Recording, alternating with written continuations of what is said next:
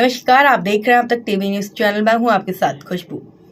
अब जरा ध्यान से सुनिए क्योंकि मामला सीधा लोकतंत्र और इंसाफ से जुड़ा हुआ है।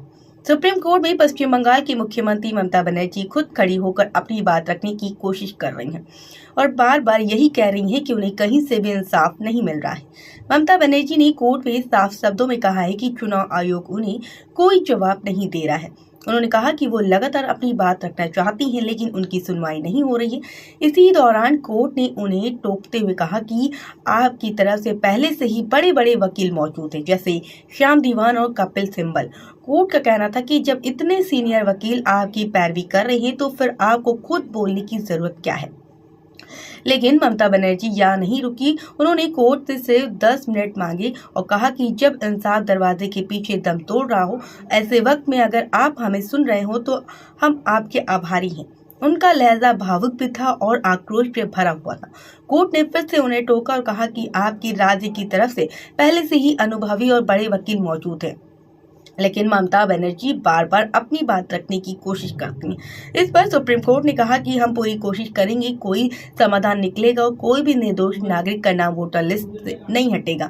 इसके बावजूद ममता बनर्जी बार बार बोलने की कोशिश कर रही हैं। उन्होंने कहा कि मुझे अपनी बात रखने दीजिए। उन्होंने कोर्ट को बताया कि वो कुछ फोटोग्राफ्स दिखाना चाहती है जो बड़े बड़े बंगाली अखबारों में छपे हैं। उन्होंने कहा कि इन तस्वीरों से साफ साबित होता है कि किस किस तरह के लोगों के नाम वोटर लिस्ट से हटाए गए हैं। इस पर चीफ जस्टिस ने कहा कि कोई पहले ही 10 दिन की डेडलाइन बढ़ा चुका है, ऐसे ही बार बार समय नहीं बढ़ाया जा सकता है। लेकिन ममता बनर्जी ने आरोप लगाया है कि SIR की प्रक्रिया का इस्तेमाल सिर्फ नाम हटाने यानी डिलीशन के लिए किया जा रहा है, न कि सुधार के लिए।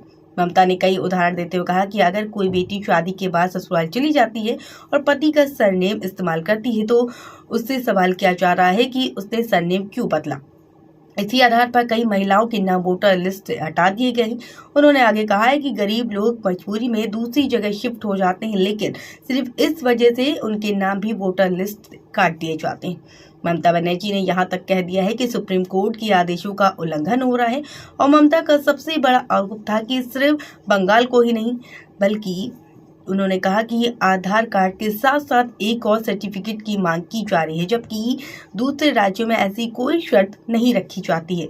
उन्होंने सीधा सवाल किया है कि अगर नियम तो सिर्फ बंगाल ही है, क्यों असम क्यों नहीं। कोर्ट में माहौल काफी गर्म हो गया था क्योंकि ममता बनर्जी लगातार अपनी बात रखने की कोशिश कर रही थी और कोर्ट उन्हें प्रक्रिया के तहत रोक रहा था। आखिरकार सुप्रीम कोर्ट ने कहा कि इस मामले में अगली सुनवाई सोमवार को की जाएगी, लेकिन सुनवाई टलने के बाद भी ममता बनर्जी अपनी दलीलें देती रही। उनका साफ कहना था कि ये सिर्फ एक राज्य का मामला नहीं है बल्कि लोकतंत्र और नागरिकों के अधिकारों का सवाल है।